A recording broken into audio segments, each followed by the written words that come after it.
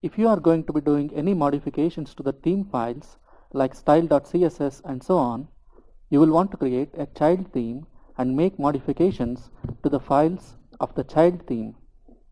If you make modifications to your theme files directly, they will get overwritten when you update the theme with a newer version and all of your changes will be lost.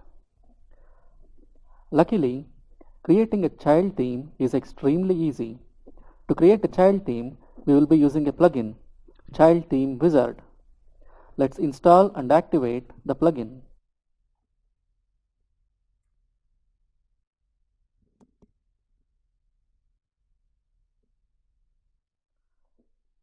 This plugin inserts a menu item in the Tools menu.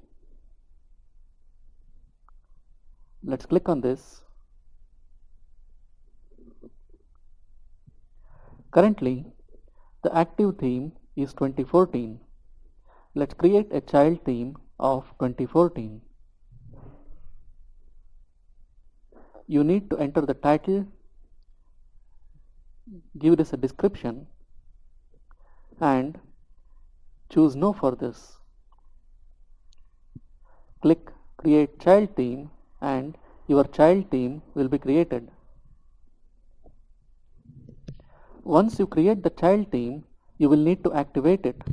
The child theme does not automatically become the active theme. Here is the child theme, but 2014 is still the active theme. We will activate the child theme, and now this is the active theme. Now if you go to Appearance, Editor,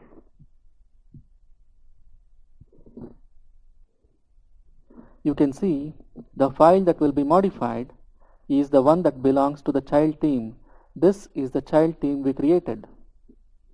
This way, all of your changes will be safe from being overwritten when you update your theme within your version.